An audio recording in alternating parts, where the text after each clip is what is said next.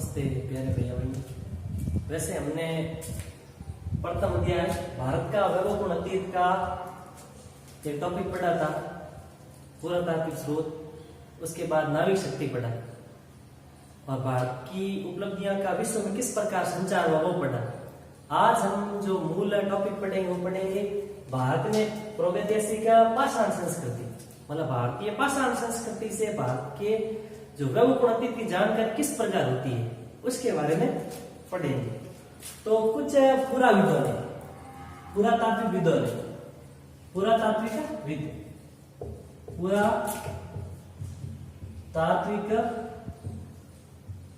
विदों ने, जिसे पुरातात्विक कह सकते हैं, ठीक है। यानी कुछ विद्वानों ने कहा है कि पाषाण काल से लगाकर आज तक के कालखंड में इस प्रकार खूब सारे पूरा अवशेष मिले हैं जिनके माध्यम से अतीत की जानकारी मिली है। आज हम पढ़ेंगे पाषाण काल से किस प्रकार की जानकारी मिलती है।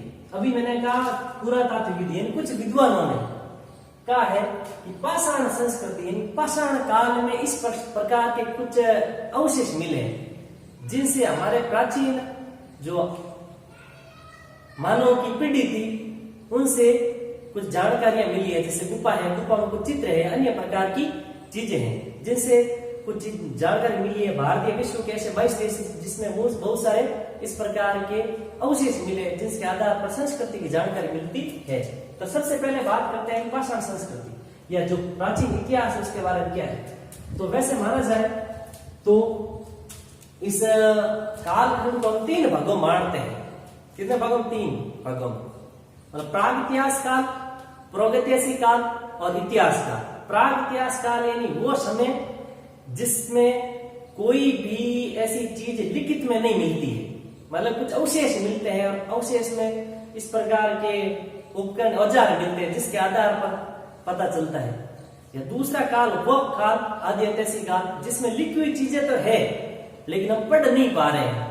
और तीसरा है ऐतिहासिक काल जिसमें चीजें लिखी हुई है और जिसको हम समझते हैं। तो कालखंड के हिसाब से इसको कितने भागों में बांटा गया? 3 भागों में बांटा गया। मूल रूप से हमको 2 बातें याद रखनी। पहली बात कौन सी याद रखनी हुई? प्राग इतिहास काल। कौन सा भाई? प्राग इतिहास काल, ठीक है, जिसको हम बोलते हैं प्री हिस्ट्री, ठीक है।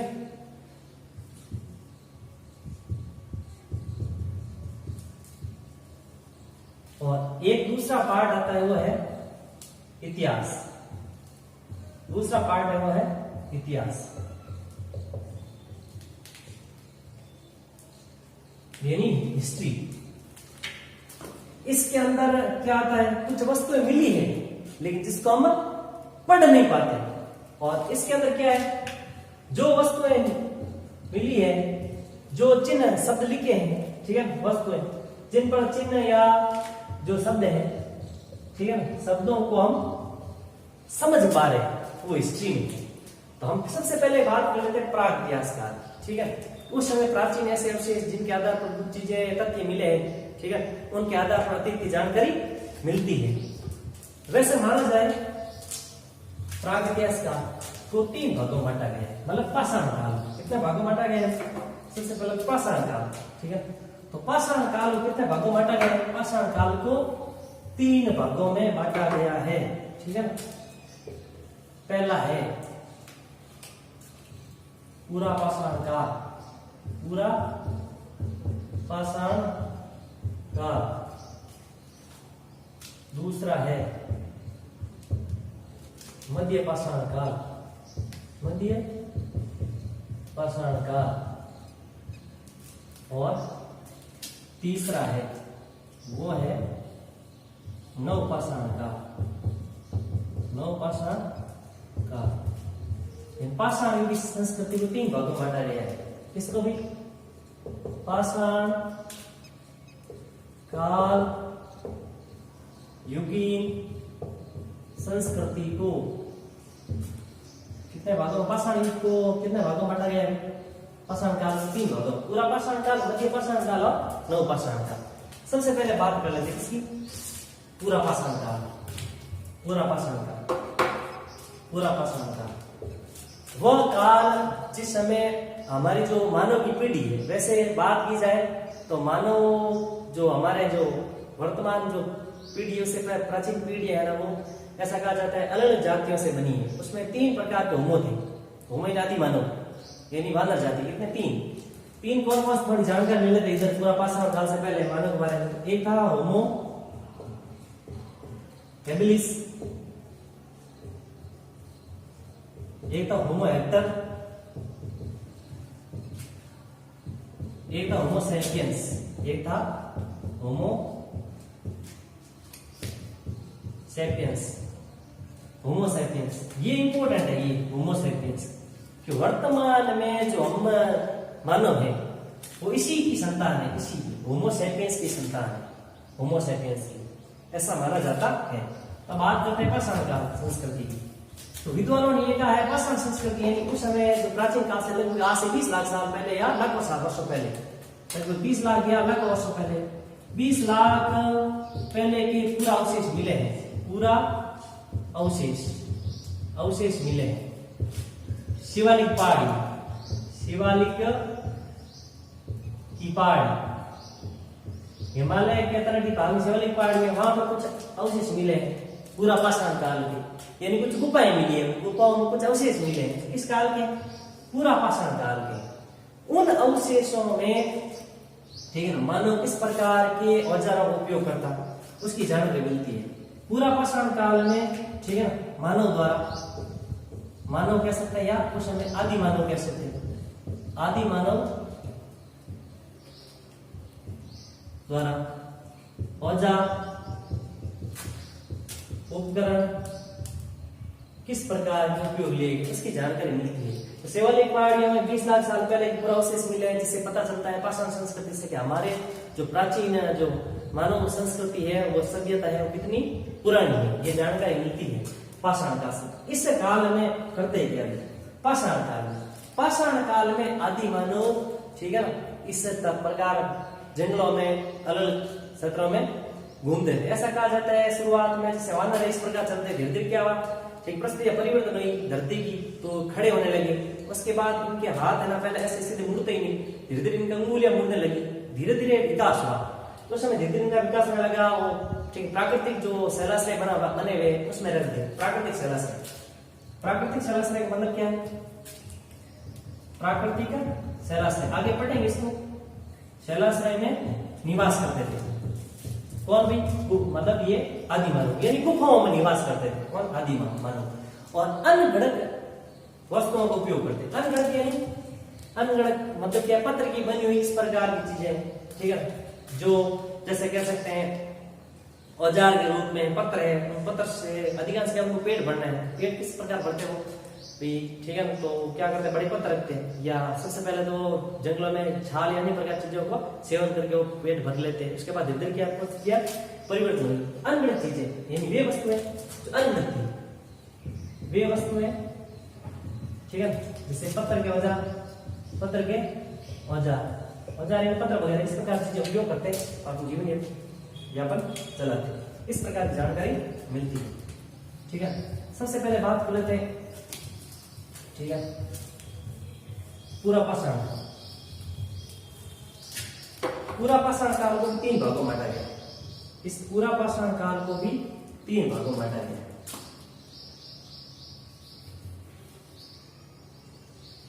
पूरा पाषाण काल, निम्न पूरा पाषाण काल, निम्न पूरा पाषाण काल, और दूसरा भाग इसका वो है मध्य पूरा पाषाण काल, और इसका तीसरा भाग वो है उच्च पूरा पाषाण काल। मध्य पूरा पाषाण काल और तीसरा वो है उच्च पूरा पाषाण काल। इन पाषाण काल संस्कृति कितने भागों में, पूरा पाषाण काल संस्कृति कितने भागों बांटा गया, 3 भागों में। इस प्रकार क्या सबसे पहले आदि मानव जंगल घूमता, उसके बाद धीरे धीरे उसमें क्या हुआ, कुछ परिवर्तन आया, उसके बाद कुछ पूरा पाषाण काल में थोड़ा और परिवर्तन आया। इस प्रकार की जानकारी मिलती है। उसके बाद बात करें तो दूसरे भाग की, मध्य पाषाण काल। मध्य पाषाण काल, मध्य पाषाण काल में भी आज से हजारों साल पहले की जानकारी मिलती है। ठीक, किस प्रकार मानव परिवर्तन हुए। इस काल में मानव धीरे धीरे समूह बनाकर रहने लगे, धीरे धीरे एक समूह में रहने लगे, और जब घूम घूम कर भोजन यापन करते उसकी जगह उन्होंने क्या किया, आखेट कहना सीखे। आखेट यानी शिकार करना। कैसे शिकार करना आरंभ कर दिया। किसने, आदि मानव। किस प्रकार, जैसे यहाँ पर एक आदि मानव खड़ा है, एक इधर खड़ा है, ठीक है, और एक मानव इधर खड़ा हो गया, ठीक है, इधर एक मानव इधर खड़ा हो गया।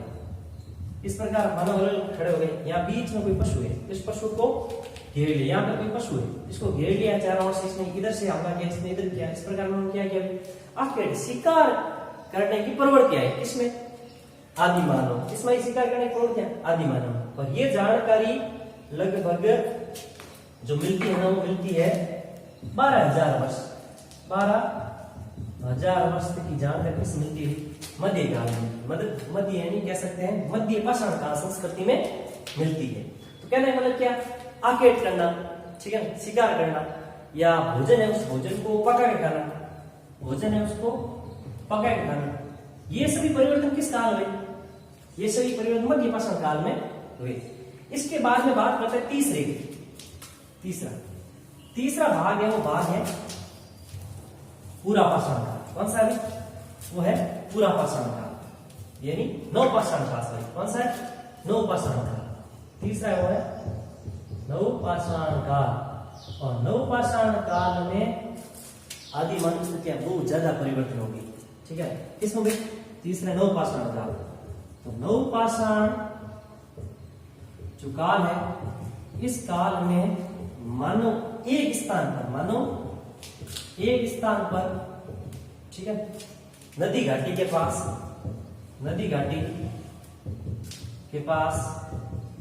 घास फूस की झोपड़ियां बनाकर रहने लगा।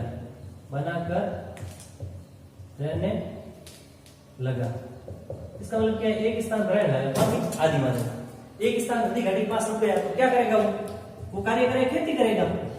तो खेती करने का यानी कृषि कार्य करने का कार्य शुरू कर दिया। किसने, भी आदि मानव।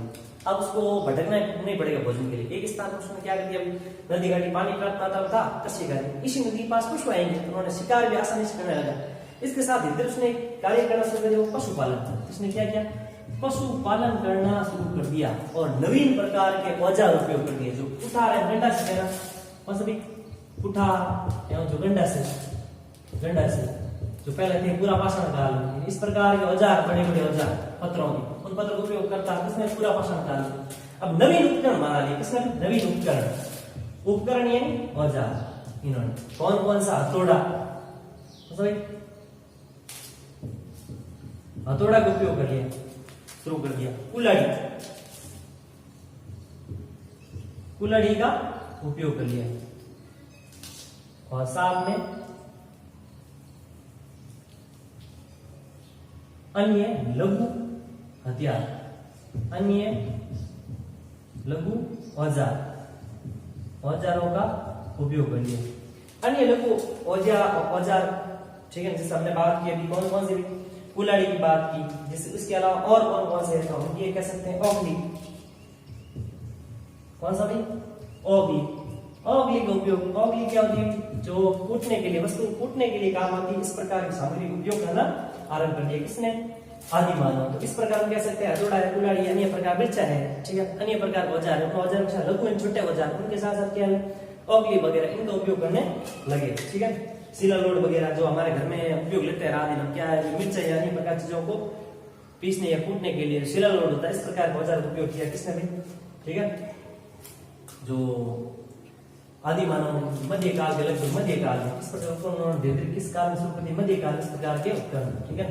मध्यकाल में। इसके बाद में और लघु छोटे उद्योग जो औजार है वो किस काल में शुरू कर दिए, वो नवपाषाण काल में इस प्रकार के औजार, इससे भी छोटे औजार उपयोग करने लगा। कौन भाई, ये आदि मानव। तो हम ये क्या कह सकते हैं, कृषि कार्य करना, पशुपालन करना, ये मूल रूप से ये कार्य किसने किया, आदि मानव। किसमें भी नवपाषाण काल में उपयोग किया। तो हमको याद रखना 3 काल था, ठीक है। या फिर इस प्रकार वैसाल का पत्र होता है, वैसाल के पत्र को घिसकर, ठीक है, इस प्रकार के पुतले औजार बनाने का कार्य किसने शुरू कर दिया भाई, ठीक है, ये मानव शुरू कर दिया। इस प्रकार औजारों से हमें जानकारी मिलती है भाई, ठीक है, कि भाई किस प्रकार हमारे जो मानव संस्कृति थी।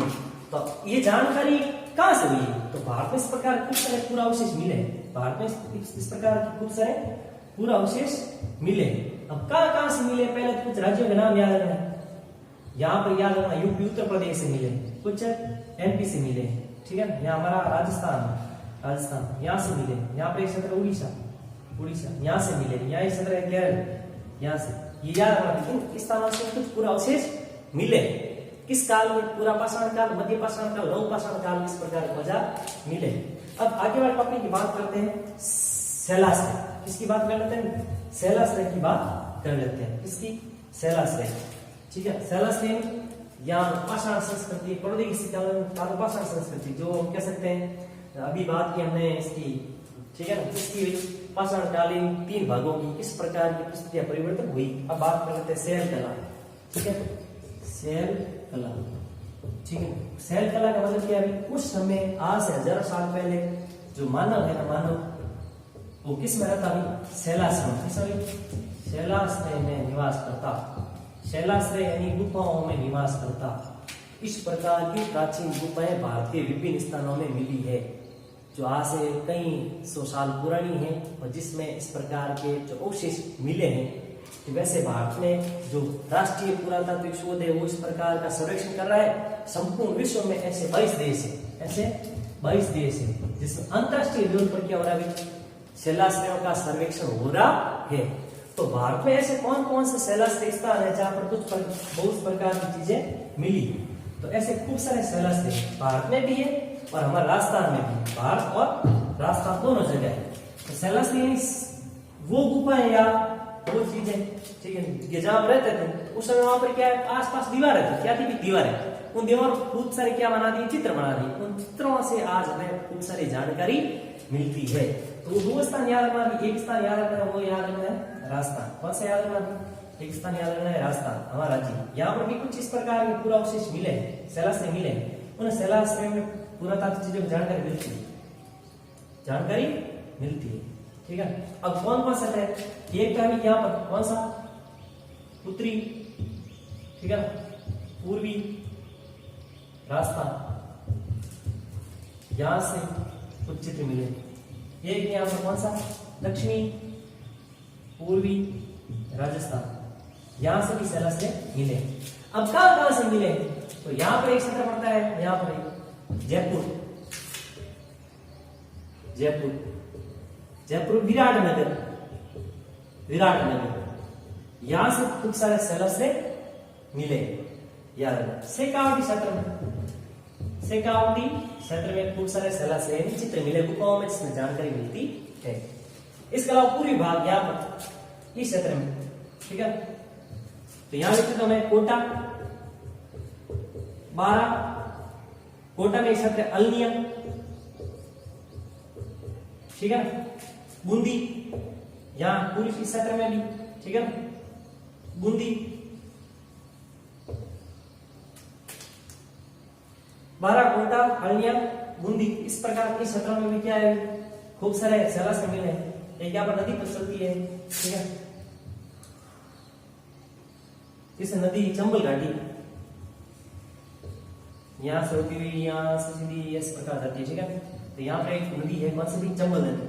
चंबल घाटी में भी खूब सारे इस प्रकार के शैलाश्रय के पूरा अवशेष मिले हैं। ये तो बात होगी राजस्थान, तो आपको नक्शे के हिसाब से याद रखने हैं, राजस्थान बोर्ड है तो पूछ सकती है। इसके अलावा कुछ स्थान ऐसे हैं जैसे भारत, ठीक है, तो भारत में भी कुछ पूरा अवशेष है, ठीक है, शैल चित्र मिले हैं कुछ जगहों पर। कुछ जगहों पर क्या मिले, कुछ जगहों पर शैल चित्र मिले, शैल चित्र मिले।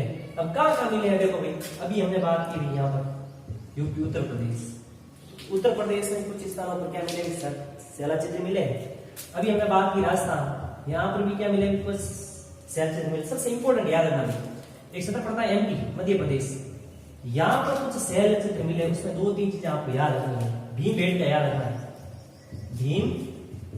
भीमबेटका से, ठीक है, अद्भुत चित्र मिले हैं, जिससे प्राचीन जो इतिहास की जानकारी मिलती है। क्या दृश्य है इसका, आकृति का, चारों ओर से कुछ मानव पशु को घेरे हुए, क्या पेड़ बने हुए, बीच में झपड़ी, इस प्रकार है जैसे कोई सजीव प्रतिमा है, इस प्रकार के चित्र मिले हैं। एक चित्र है भीमबेटका, विदिशा, ठीक है, उत्तर प्रदेश में सत्र मिर्जापुर, शिवालिक पहाड़ी, यहाँ पर हिमालय के नीचे यहाँ पर शिवालिक पहाड़ियां, शिवालिक पहाड़ियां, यहाँ पर कुछ इस प्रकार के शैल से मिले हैं। तो विदिशा, भीमबेटका, ठीक है ना, और एक है पंचमंडी, भीमबेटका, एक क्षेत्र है पंचमंडी। इन स्थानों से क्या मिले, खूब सारे शैलाश्रय मिले हैं। इसके अलावा भारतीय अजंता एलोरा की जीवित प्रतिमा, इस प्रकार के शैलाश्रय बने, इस प्रकार के शैलाश्रय इन क्षेत्रों में बने। इस प्रकार हम ये कह सकते हैं कि पुराविदों के, विद्वानों के शोध के आधार पर, इन शैला चित्रों के आधार पर या पाषाण संस्कृति के आधार पर उस समय की समाज, आर्थिक स्थिति लोगों की, उस समय आर्थिक जीवन, ठीक है ना, सामाजिक जीवन, आर्थिक जीवन और संस्कृति की जानकारी देती है, संस्कृति की जानकारी देती है। तो ये सारी चीजें हमको याद रखनी, इतनी जानकारी मिलती है। इसके अलावा हमारे यहाँ के एक इतिहासकार है वाकणकर, ठीक है, तो इनसे पहले ही कुछ इतिहासकार है, उन्होंने कहा कि यहाँ पर गुजरात में सबसे पड़ता है चंद्रावती, ठीक है। इन चंद्रावती को पूरा पाषाण काल, मध्य पाषाण काल की भी संस्कृति मानी जाती है। लेकिन एक इतिहासकार है वाकणकर महोदय, विद्वान वाकणकर महोदय का नहीं, चंद्रावती में जो पूरा अवशेष शैलाश्रय मिले हैं ना, वो नवपाषाण काल के हैं, नवपाषाण काल, और कुछ मानते हैं मध्य पाषाण कालीन संस्कृति के मानते। इस प्रकार हम ये कह सकते हैं संपूर्ण भारत में ऐसे खूब सारे स्थान है जहाँ पर गुफाएं, शैलाश्रय मिले हैं, उन पर बहुत सारे चित्र मिले हैं। वो इस प्रकार के चित्र जो अजंता एलोरा गुफाओं में आज है, इस प्रकार चित्र मिले, खूब सारे औजार उपकरण मिले, गंडा से उठा, ठीक है, बिच्छा, हथौड़ा, कुल्हाड़ी, पत्थरों के बने हुए औजार मिले, धीरे धीरे हड्डियों के औजार बने, परिस्थितियां परिवर्तन हुई, नदी घाटे के पास निवास करने लगे, खेती बाड़ी करने लगे। इस प्रकार परिस्थितियों के साथ साथ उन्होंने क्या कि इस प्रकार के परिवर्तन किए, पाषाण काल संस्कृति, इस प्रकार की जानकारी मिलती है। तो हमको ये सब चीजें करनी है। आज का गृह कार्य लिखो भाई, पाषाण कालीन संस्कृति,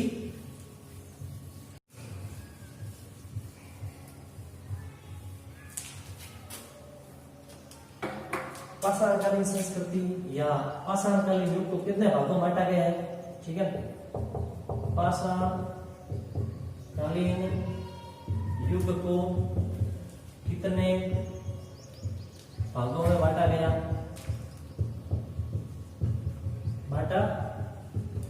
लिखते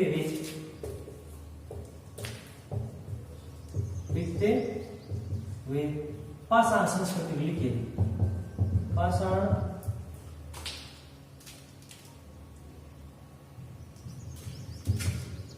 संस्कृति के बारे में आप क्या जानते हैं, ये आज का गृह कार्य प्रश्न है।